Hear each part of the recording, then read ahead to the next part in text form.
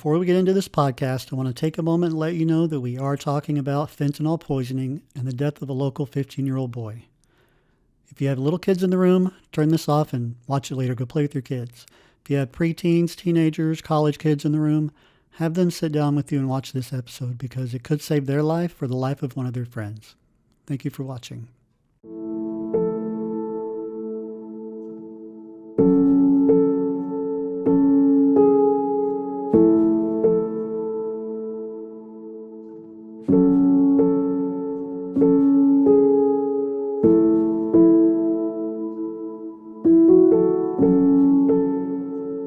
Brandon Dunn and Janel Rodriguez. They are the parents of Noah and the founders of Forever 15. So I want to thank you guys for being here and talking about such an important subject. Thank you. Thank you. Can you tell us, I want to know, first of all, before we go into Forever 15, can you tell us who Noah was? Yeah, so if you've seen my presentation, this is how I like to start my presentation because I get that question a lot. Mm-hmm. And I say there's a meme floating around in meme land somewhere, and it's a mom in a grocery store, and she's pushing a shopping cart, but in the front of her grocery cart, like where a baby would sit, is a grown man. And the meme reads, "How Mexican moms treat their sons." Oh my gosh, that's horrible. Brandon had sent that to me several years ago in a text, and he said, "This is you with Noah." And I said, "And?" Yeah. Like, he was a total mama's boy. Right. I mean, just crazy. Yeah. But he was a great kid. He, typical teenager TikToks and all kinds of dude perfect challenges and sports and video games, and yeah, it's a good boy. Yeah. Now, when did you start to see a change in Noah from being, the kid that played sports to the kid that started to adventure into, recreational drugs? Definitely when COVID hit. Mm-hmm. And I think COVID took a huge hit on these kids. I don't think people would admit how much it did harm to these kids. They keep saying kids are resilient, but if that were the facts, then why are grown adults in therapy dealing with childhood trauma? Yeah. So I don't think we really grasp how much COVID affected these kids. Right. And you guys probably got to experience that firsthand. Yeah. So as, some kids started developing changing during COVID, and so that's when you started to see it. And yeah, we noticed it immediately. He started not wanting to take his ADHD medication because he was not in school. Right. And, we fought with him, like, it's not just about you being in school. It's like your mental health. Yeah. And, we couldn't force it down his throat. Right. He started self-medicating with marijuana. Mm-hmm. We would smell it in the house. And, he always had something to say. Like, there were some kids at the park smoking. And I promised Mom I wasn't smoking. And we never really had any issues with Noah. So we just believed him. Yeah. Because he didn't prove anything otherwise, Yeah. Until I caught him in his room one night. Oh, yeah. By the window. Yeah. Then you second guess everything. Yeah. But yeah, it started with marijuana, and it was a fight in our home for about a year and a half. And some people just think like, oh, it's just marijuana, but it's like the gateway drug to everything else, and when I was in school, people would do marijuana and you would associate those kids, that it was like, oh, those are the potheads. You would smell it. You knew who they were. Mm-hmm. Most of the time they were taking a nap on the lawn. It wasn't something major. But now there's all kinds of other things added to it that leads into other things and them trying different aspects and trying to chase another high and a different high and a bigger high. And right. So, yeah. Well, yeah, our thing, was it's illegal. Right. And you're 14. Right. Yeah. and we have babies at home, and no. Right. So, right. You know, when But you he would become, always argue it, you know. oh yeah, Oh, well, so-and-so this and so-and-so that. And, you know, we were raised in a very conservative household. Like, I never saw my parents take a drink of alcohol growing up or smoke a cigarette. Right.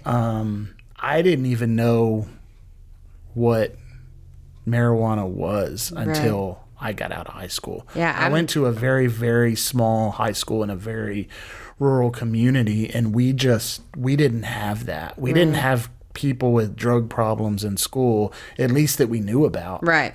And possibly it was happening, but I think because the town was so small, it wasn't, you know, a lot of us were shielded from that. So, you know, one of the things like she said, you know, you're 14, you're 15. If you're an adult, it is illegal. Right. And if you're an adult and you want to do that, you know, you have to accept those consequences. For but sure. You're underage and it's illegal. So Yeah. we took a really hard line with it. yeah. Well, for me growing up, it was very different than Brandon's upbringing. My dad was a known drug dealer in East Austin, and we had witnessed several drug busts. So I have always been very open with Noah about drugs and just life in general. I'm very blunt with him. You know, just this is not something that you ever want to go through. Right. You never want to put your siblings through this. Like it's traumatizing. Yeah, you know? for sure. So he started doing that at the age of 14? 14. Okay. Yes. Okay. And then did he start to navigate towards other substances? Not right away. Okay. It was always just pot, vaping. Which is huge in kids, and I hate Huge, it. yeah. Hate it. You know, we would search his room and we'd find vape after vape, you know, and charger after charger. And yeah, so to our knowledge, it was just that. One day, Brandon had taken his phone to search his phone, and we did find that there were certain older kids at the park Yeah. offering Percocets. Oh my gosh. Yes. Oh. So we knew the parent of that older teenager because he had a sibling Noah's age that they grew up playing football together. So we reached out to the parent and we let them know. And Yeah. As a parent, I would want to know. yeah, you know it's so frustrating to me, but some parents just are in denial, you know. Well, that, and I think some take it offensive, like that you're like pointing out that they're not a good parent, where I'm like, it takes a village to raise these people to be like model citizens of society, you know? So let's do this together. So, you know, I'm going to try and help guide your kid. I hope you're helping guide my kid, you know? So I would want to know. But yeah, I would want to know. Yeah, for sure. And especially before it comes to an incident where it's too late and you could have prevented it and you didn't, you know? Yeah. So... Yeah. So to our knowledge, Noah wasn't taking. He wasn't, you know, using Percocets. We just knew it was the pot. But in the summer of 21, he and a few friends took my truck on a joyride around Kyle. I reported it stolen, and I pressed charges on him. I probably would do the same. Like I said, we're trying to shape them to models of society. Yeah.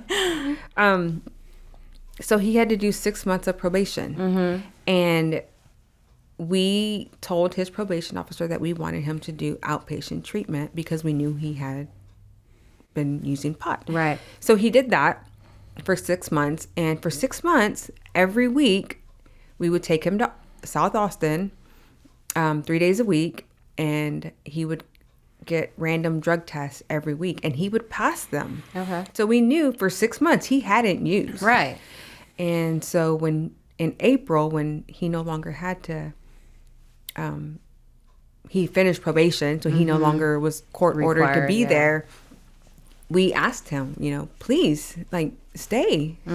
Just, you're doing so well. Right. Like, he's like, no, I don't need it. I've been clean for 6 months. I can do it, blah, blah, blah, right? Well, we can't force him. Right. This was like April 17th. May 8th, we get a phone call. We're at the park with our little girls, and our son is unresponsive, and nobody knows why. But we needed to get to this house immediately.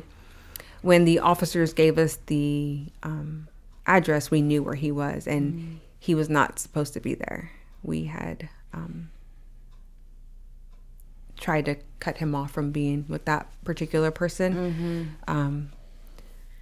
Turns out, throughout the night, Noah had cocaine, benzos, and marijuana in his system. Oh my gosh. So he was in ICU on life support for 4 days.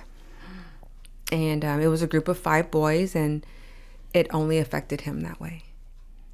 Now, do you think it's because his body had a way of, handling it, or was what he given something that the other kids didn't get? So ironically, that was the first time that we heard the word fentanyl.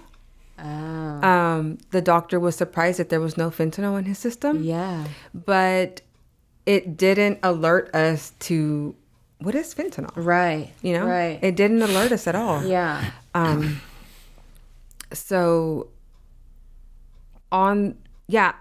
looking back after reading Noah's autopsy, we found out like he had a heart problem. We found out that he had an enlarged left artery or something like that, which could have been Right. a factor. We don't know. Right. But on day 4 when he woke up, the first thing he told me was, Mom, I tried Coke last night. Oh my gosh. And I said, no, baby, you tried Coke 4 days ago. And he went and looked around and realized where he was at, and he just started crying. And I said, it's okay. We're not upset with you. Just rest up. We'll talk about it when we get released. Yeah. We're released a week and a half later. And, he sits down and talks to us, and, I'm sorry. I'll never try anything again. I don't want to die. And I said, Noah, you died. Yeah. You were dead. You have the ultimate testimony.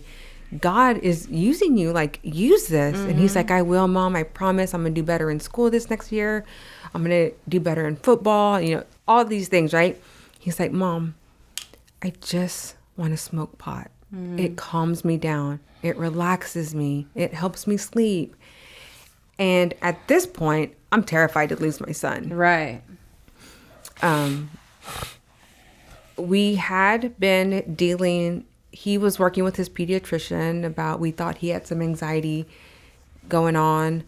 And, she asked him, do you smoke? And, he said yes. And, he had a really good relationship with her. And she said, I don't condone it. Right.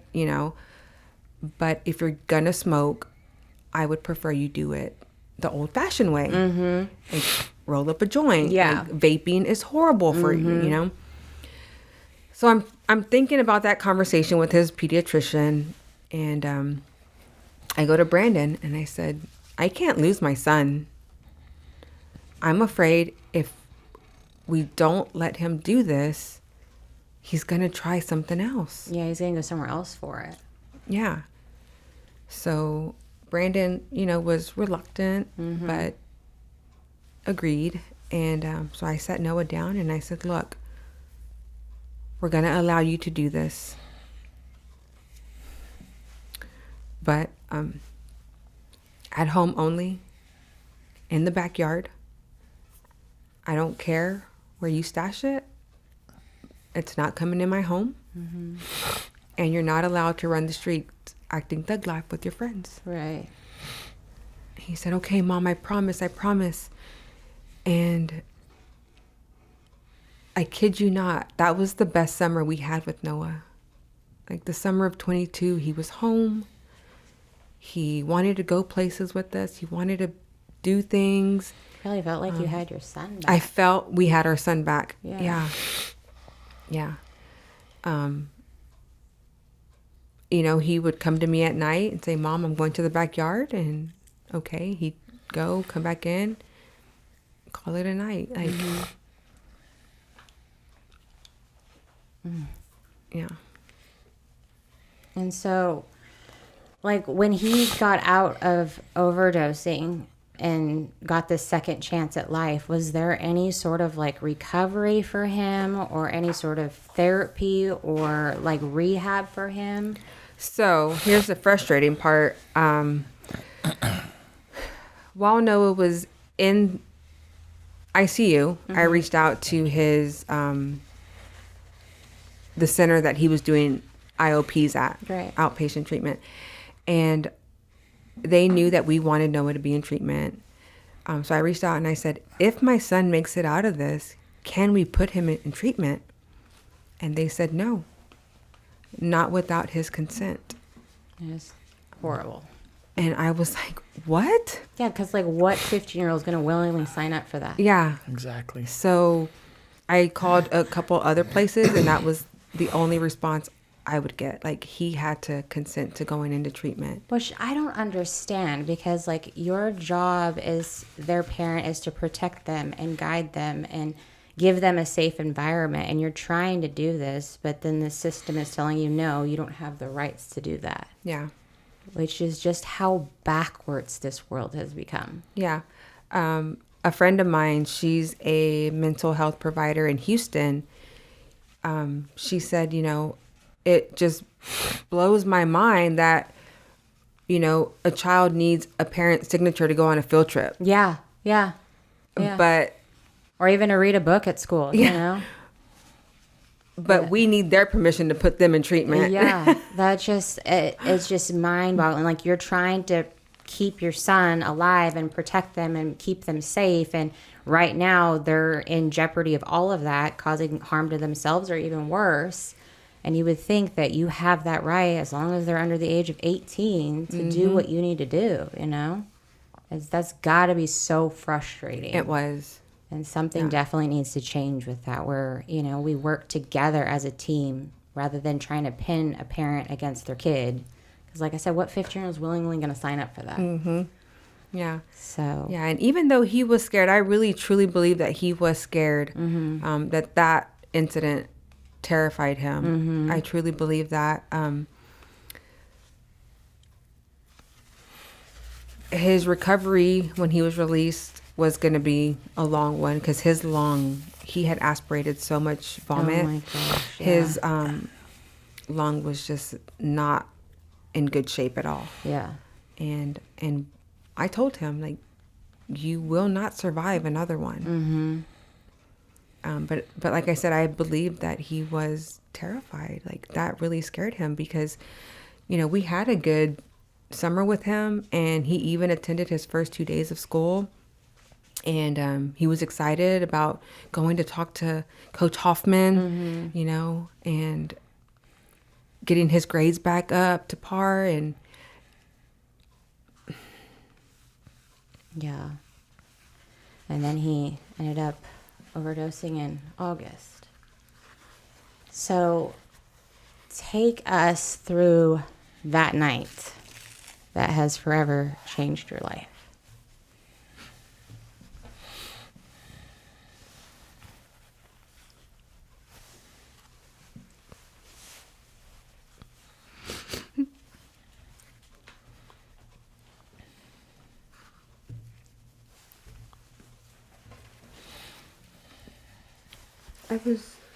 I was recovering from a C-section. I had just had a baby, and so I was sleeping on the couch, and I was also dealing with some postpartum anxiety. So I would sleep with my phone playing music and one of those things to monitor my heart. Right. I thought I was gonna die. Someone that deals with anxiety feels like you're in a constant panic attack. Yeah, it's horrible. So I wasn't quite asleep yet, but I had just laid down and put the music on, and I get a phone call. And we had Noah's phone. He had lost that privilege for whatever reason.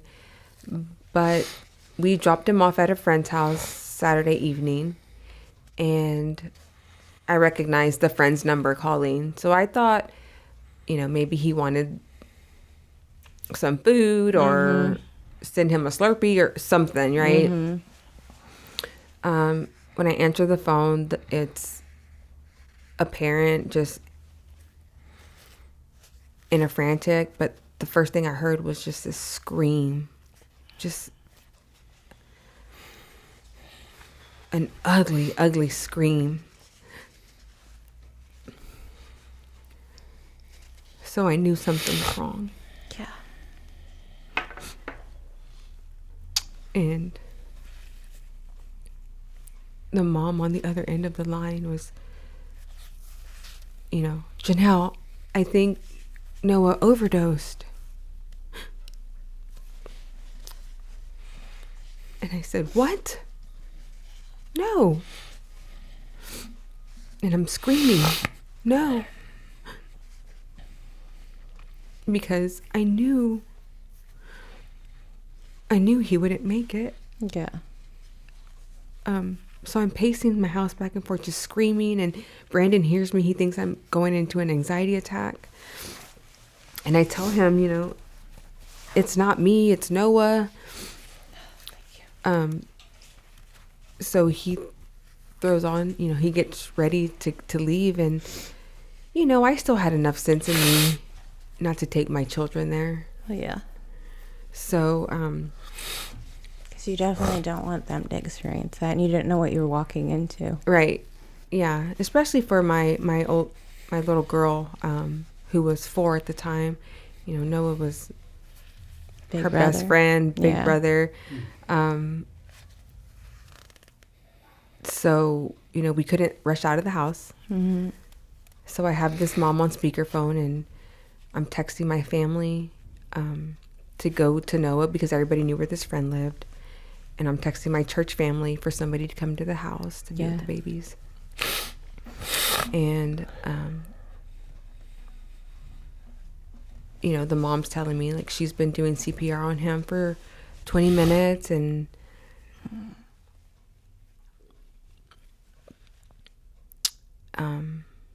she said every time I push on him, there's vomit coming out of his nose.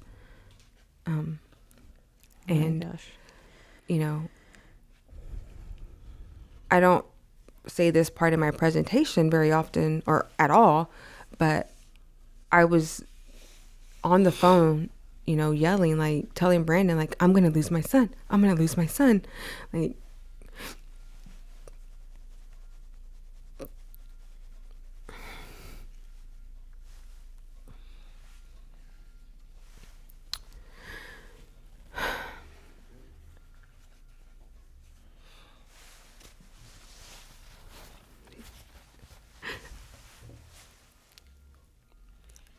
I just knew. Yeah.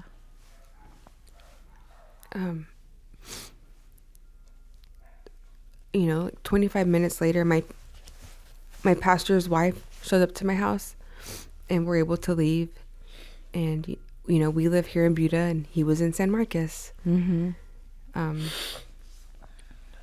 So dealing with anxiety, the doctors tell you to tell yourself what you're going to do ahead of time. Talk to yourself so you don't get overwhelmed. Yeah. So I'm telling myself, when we get there, this is what I'm going to do. Right?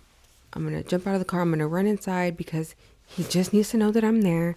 He just needs to hear me. He just needs to feel me, and he's going to be okay.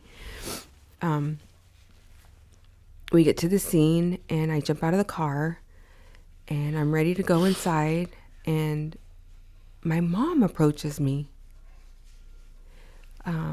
My parents were there. My sister, her husband, and her kids were there. My 2 brothers and their wives were there. She approaches me, And I remember my dad being behind her a ways, my niece being a ways behind him, my sister and my brother-in-law off to the side over here.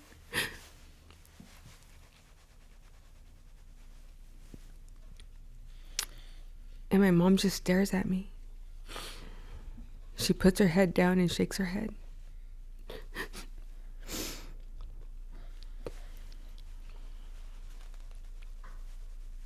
And I knew that he was gone. Yeah. And I just fell to the ground. Cried and screamed and what happened? Yeah. You promised us. Yeah, like what changed? What was it? Yeah. First responders came out and, they had worked on Noah for over 45 minutes. He was given 2 Narcan injections and he just didn't respond to it. But again, I think his lungs not being fully recovered had something to do with that.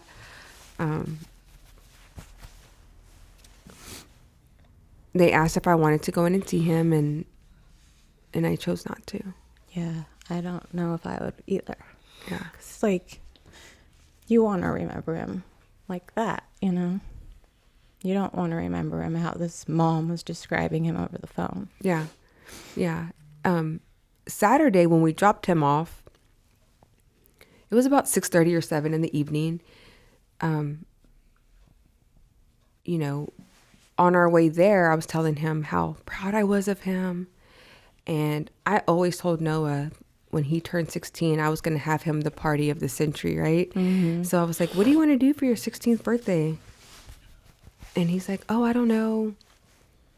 I just want some tres leches cake. And so I got on the phone with my cake lady immediately and I booked her because she gets pretty booked.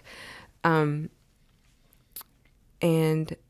we get to the house and, he's saying bye to all his siblings. And I said, we'll pick you up after church tomorrow. And he said, okay. And I said, I love you. And he said, I love you too. And, he starts walking into the house. Brandon starts driving off. Mm-hmm. And I said, no, stop.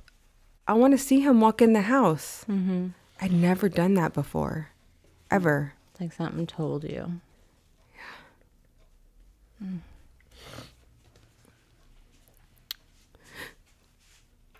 And that was before his 16th birthday. So you never got his tres leche cake? We still got it. We had a party. We still got it, but he didn't have it. So, yeah, that was just a very confusing time, like I really thought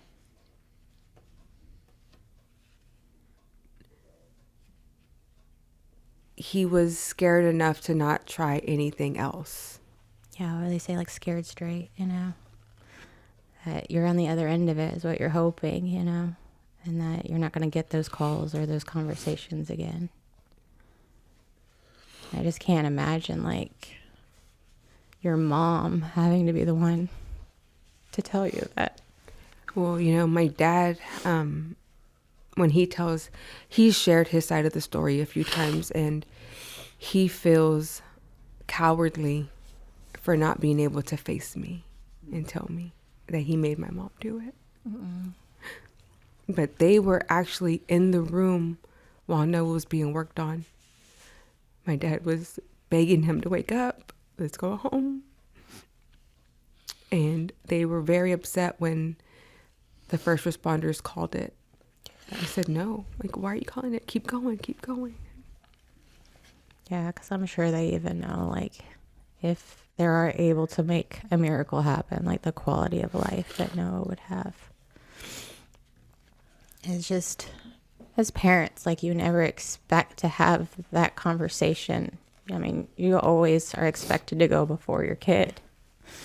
So, like, not only, like, your parents to have to lose a grandkid, but to express that they lost a grandkid to their own daughter, like, that's just a lot.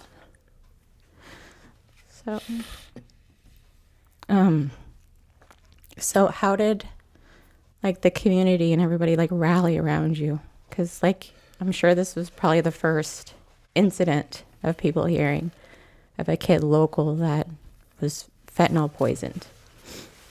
Well,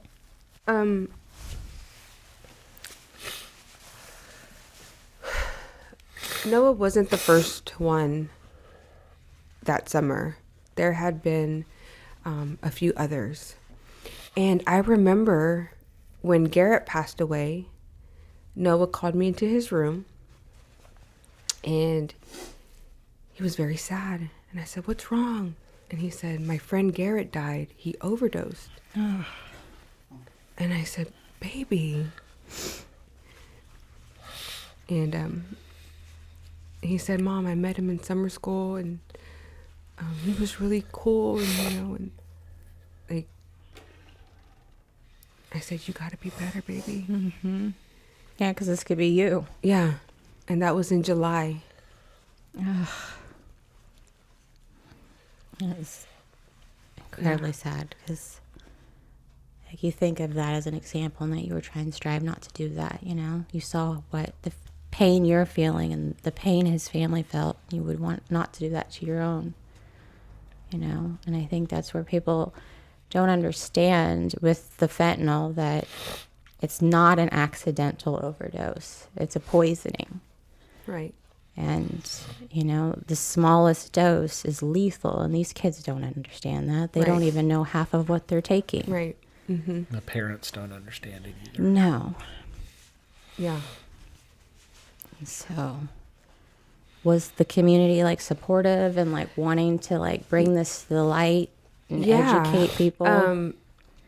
Yeah, I feel, I'm from Buda. Mm-hmm. Elementary to high school. Yeah. So I know a lot of people here, and I do feel like we were surrounded just by the whole community. Mm-hmm. But it wasn't until we attended a press conference in September of 22. We just went because they had made a couple of arrests, and we just wanted to know a little bit more about it. The media got word of who we were, and we had just lost our son. And then Anthony Hippolito approached. Actually, Mark Jones introduced us. He's amazing. I know. I love Mark. My daughter has a cow on his property. She calls him Farmer Jones. Yeah, he's. We attended First Baptist Church together. So Okay. that's all right. We know the Joneses, but he introduced us to Anthony, and to be honest, I don't even remember how the conversation went. It was just kind of in a fog. But basically, it was like, we're going to start doing these presentations. When you're ready, we would love to have you. And I just remember telling him, I'm ready. Yeah. Yeah. So, like, the next week, we were already starting with our presentations. Yeah, because I'm sure your logic on it is like, I'm experiencing this pain and this grief. I don't want anybody else to experience this. Yes. So, and I don't think what most people think is, like, I think they think of, like, Hayes as just this wholesome little county, but with I-35 and you've got, 1626, it's easy thoroughfare for trafficking of drugs and how easily accessible it is to these kids. Yeah. So I think that the knowledge that these parents need to have and to open up their eyes, I think a lot of them think, like, oh, that's never going to happen to me. I'm in law enforcement. That's not going to happen to me. My kid's an all-star football player. That's not going to happen to me, When it shows that it doesn't pick a specific race, a specific gender, a specific family. I mean, drugs can happen to anybody. Yeah. Yeah, I was kind of, I was upset with a particular friend of mine. Her son grew up playing football with Noah, and she said, he's too smart to do anything like that. Wrong words, honey. Wrong words. Who's her name? What's her name? Wow. Like, how dare you? Yeah. Yeah. Yeah. You know us. Right. Like, this wasn't something that Noah ever saw us doing. No. No. He grew up in a stable home. Right. Christian home. Right. And that's the thing is where people try and stereotype it. And it's not, like I said, it doesn't pick a specific person. Like, nobody's, exempt from this happening to them. Like you said, they both have a stable family. You went to church. He had a loving, supportive, household. You would never imagine that to happen, and here you are, So I think people need to, like, just realize that they're not off limits. Like, it can happen to them. And just like I said, it's not an accidental overdose. It's a poisoning. So your kid could be, I'm going to partake in, smoking weed, not realizing it's laced with something else. Yeah. So something that might seem innocent to them could be devastating and rocking their whole world. Yeah. Yeah. A week before Noah passed, we were sitting around in the living room. I was reading a book to my daughter, and Noah was in the kitchen making like a fried peanut butter and jelly sandwich in the air fryer, a TikTok thing. And as long as he's not burning down the house. The news was on, the TV was on, but I wasn't really paying much attention to it. But they did bring up rainbow fentanyl. Mm-hmm. So I kind of listened while I'm still reading to my 4-year-old. And I just told her, Jolene, if you see anything that you think is candy on the ground, don't eat it. Mm-hmm. Don't eat anything that anybody tries to give you. Yeah. Only if mommy, daddy, or P-Rob, which was her children's pastor at the time, gives you a candy, then that's okay. Right. But not from the floor, not from any of your other friends, because it might be poison. Mm-hmm. She's like, okay, mommy. And then Noah looks around the corner from the kitchen into the living room. And I said, Noah, that's for you too, baby. He said, okay, I know. But the news didn't frighten me. Right. To look into it. Mm-hmm. Just like the doctor. Right. In May. Mm-hmm. Everybody was afraid of COVID. Everybody was afraid of catching a cold. Mm-hmm. But this is different because people stigmatize it. Only the druggies do it, and that's not true. Right. No, for sure. I read that the CDC said last year it was 120 people die a day of fentanyl poisoning. Yeah. It's over 200 now. Yeah. So then I recently read where it's closer to almost 300. And then I thought, I'm like, how is this not like rocking people's worlds? Like, then I was like, okay, what can put it into some sort of like measurement for people to understand? A commercial airline holds almost 300 people on it. If it made the news every day of a plane crashing, That's good. Don't you think that would just change the trajectory of most people's lives, how they functioned? But the media and the news want to continue and say accidental overdose. Yeah. Or like you explained that there was 3 kids that are on your billboard that have died of fentanyl poisoning. I only knew of 1. It's like they pick and choose what actually makes the attention when all of these tragic stories deserve the attention. It's going to take all of them to change and rock people's world, to take it seriously. That's one of the graphics that Anthony uses during the presentations with the kids because, over 100,000 people died in 2021. Mm-hmm. And, kids don't grasp that. No. So he shows a picture of DKR in Austin, and that is like 115,000 people or something like that. Mm-hmm. And he's like, that's how many people. Enough to fill that stadium is how many people died in 2021. I was looking at some statistics the other day, and in 2022, Travis County led the state of Texas in fentanyl deaths per 100,000 people. Oh my gosh. And nobody talks about it. We can't even get into the schools there. Yeah. They don't want to. We've been to Del Valley. Yeah. And we've been to Eanes ISD, which is Westlake. But Austin ISD, we can't get in there. They don't want started on the other stuff they allow. They don't want to. They don't want to address it. And then Bexar County is third, and then Harris County is second. And we're right here. Yeah. We're right between Bexar County and Travis County. You're on the I-35 corridor. And I don't remember where we were. And I don't remember who told us. Maybe you remember that with our county population versus the amount of deaths, we actually come out like the highest. Oh. You know, we have like 350,000 people, I think, in the county. But with the number of people we've lost, I think it was up in Rockwall or somewhere that somebody mentioned that for our size versus the amount of deaths, it's easily like the highest. Yeah. Yeah. I have a friend who is a teacher at high school in West Virginia. West Virginia leads in the fentanyl overdosing or poisoning deaths there. And she said that they're not educating the high schoolers there of like what can happen if you do this, how this is going to devastate your family. These are the choices you should be making. It's all of these staff members have a Narcan. So if you're choosing to do that, know that you're in a safe place. And so to me, it blew my mind because I'm like, you're allowing these kids to basically play like Russian roulette with their life. And like, with your own situation, 2 things of Narcan didn't even touch Noah. So it shouldn't be used as a safety net. Right.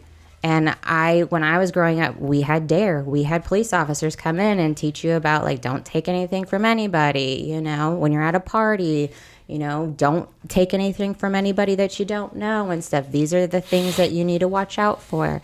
And now it's like none of that has become a focal point. It's all about, STAR testing and, the attendance. Don't even get me started on that. But it's your priorities have become where these kids, I homeschool my kids for many reasons. But these kids have become a number and a dollar sign. Yeah. They lose their face. They lose their story. And they don't see the writing on the wall of what's happening to be able to help them. Right. They're outnumbered, And you can't, like, DARE wouldn't work now. Right. Like, there's the access to information. Yes. You can't just scare. Right. You can't scare the kids straight. Well, It's yeah. not going to work. And that's a conversation I've had with my husband is like growing up, we had, the news in the morning, you had a newspaper, and you had the news in the evening. Now we have news all over the time, different platforms. So it's almost like they've become desensitized to tragic events. Yep. And it makes a blurb for 45 minutes one day, and then a week later, you never even mentioned it again. And so I don't know how we get to these kids, but also get to the parents that you might be taking your kid's phone away, but is that enough? Yeah. You might think you know where your kid's at, but are they really there? I don't know. It's going to take parents collaborating with each other. Like what I said is that it's a village. We're in this together. And, take away your personal feelings of you being offended that you're not this picture perfect parent, Pinterest worthy, that it's real life. These things are affecting our kids. Yeah. So And that's one of the things that was hard to deal with early on. I watch a lot of YouTube. I watch a lot of podcasters, and I watch a lot of Joe Rogan. Yeah. And one of the things he said, like that he does, is he stopped reading comments. Because they're trolls. You will ruin yourself by reading comments. Yep. And I had to convey that to her early on because she was reading comments. And a lot of the comments are, we should have done this or we didn't do that. And, I would have jumped up and ran straight to my baby as soon as I got the call. And all these things where people are very quick to say you didn't do this, that, or the other right. Like, we did everything that we could do. You know, we took a hardline stance, and we took Noah's door off because he was being so secretive, and we took his phone. He just got an old phone from one of his friends and used it on Wi-Fi. His friends would come over and they would log into my Wi-Fi, and I would pause their device so they couldn't use Wi-Fi in my house. And I would tell them, I'm not going to contribute to this stuff going on. Right. And, you know, we searched his room and we did all that stuff. And it's, you can't lock your kids down. No. Your kids are going to be out in the world and they're going to make choices. Yeah. And, you know, when we were kids, bad choices usually resulted in, you know, you got in trouble with the cops because you were drinking underage, or, you know, something stupid. You vandalized something, or you got in a fender bender in your parents' car. You know, bad choices wouldn't immediately end your life. Yeah. Yeah. I mean, I think in my high school, we had a few kids that died of car accidents, you know, but there was never the drug overdose or any of that stuff. I mean, my freshman year, there was a kid, it was like within the first few weeks of school, and we got pulled into the cafeteria, and they're like, yeah, he overdosed on Freon. I'm like, how is that even possible? Like, how, you know? And here I'm this young, like, you know, 12-year-old. I'm like, how, what? I had so many questions, you know? And so they had to explain to us. I'm like, who thinks of these things, you know? And I think that's where parents don't think, is like, yeah, you might be telling your kid, no, they're going to become resourceful and find another way. You know, and so we just have to like band together and, you know, try and raise them to make smart decisions and wise decisions that aren't going to end their life and change their parents' world forever, you know. And like I said, you go to these parties, you don't know what you're being handed, and you don't know what you're taking. And you know, it used to be a thing where you didn't like this kid, you took it out on them physically in a fight. Now there's social media, and you create a whole platform for everybody to hate them, you know, and then you do things for clout where you're going to film a fight, you know, and then now you got to fear that, like, oh, is this person going to slip your kid something because they don't like your kid? Yep. So these fears as parents that our parents didn't have to worry about, now we have to worry about.